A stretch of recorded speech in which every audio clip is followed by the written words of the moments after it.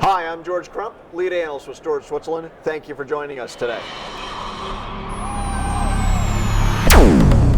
We're at the Flash Memory Summit 2016 in Santa Clara, California.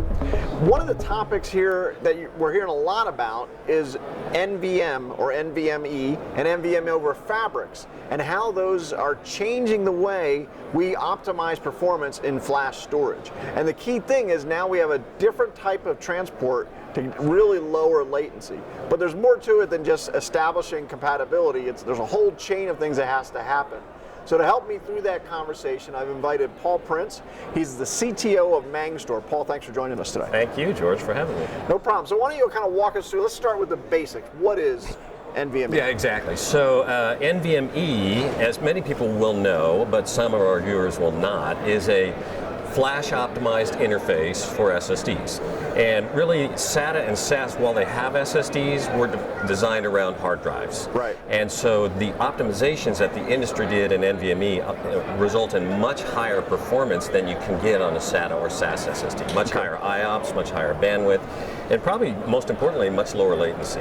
And I think what was happening before NVMe is we saw companies start to go down sort of the proprietary protocol path, and this sort of brings it back around so we have a commonly agreed to standard, right? That's right, that's right. There were people doing, and of course Fusion IO is the brand name a lot of people recognize. It was a leader in this space where they did PCI Express SSDs, but it was a completely proprietary interface. Right. NVMe is on PCI Express, but it's the industry standard, and literally every SSD provider at this point has NVMe SSDs, either on their roadmap or in their plans. Okay, so let's talk about NVMe over fabrics, because I think things get more interesting there, at least for me as a storage guy, when we start talking about fabrics. So talk about that a little bit. And more interesting for us as a startup as well, right? So the analogy holds pretty well that NVMe over fabric it's an interface designed by the same industry organization, NVMe.org, and it is really a flash-optimized fabric-attached storage. So you can think of it as the evolution or the improvement over fiber channel and iSCSI, which allows us to break through some of the barriers of fiber channel and iSCSI,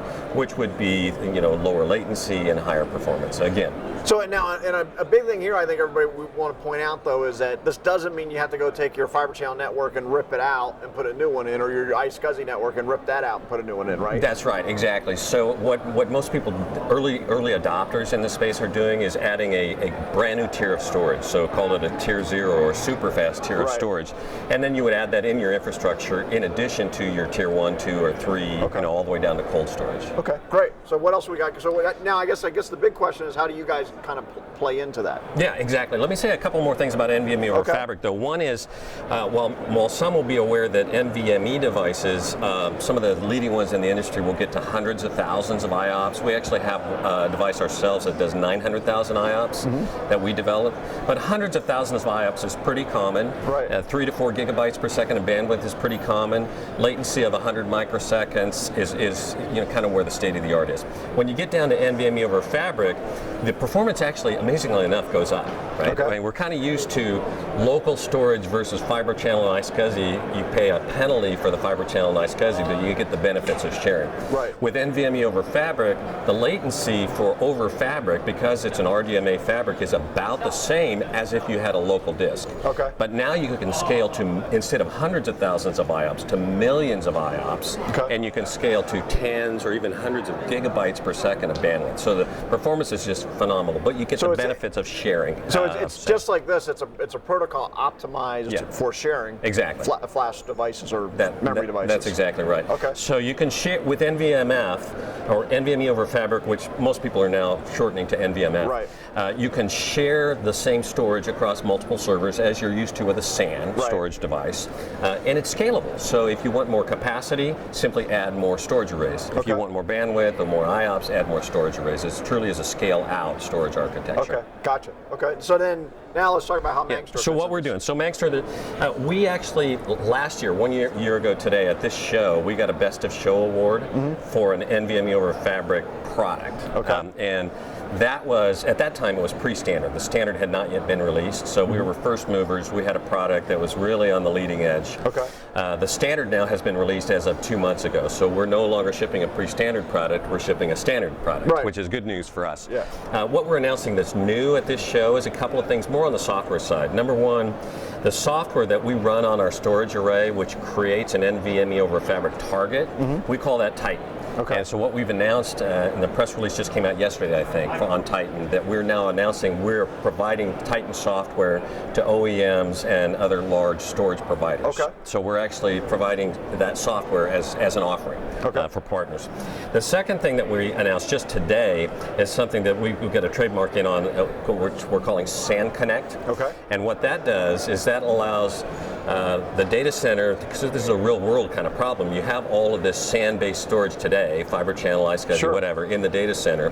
And now if you're going to introduce an NVMe over Fabric tier 0, how do you connect all of that together? Right. And so SAN Connect is actually a software offering that we have as one of the features of Titan that allows you to bridge between NVMe over Fabric storage and the traditional SAN backend. So it allows you to keep that legacy investment for a little bit longer anyways. Well, yeah, and of course, fiber channel and iSCSI are not going away. There's massive investment in that space. We recognize that. So what we want to do is ensure that customers can have a pain-free, hopefully, transition to adding NVMe over Fabric into their environment. Okay.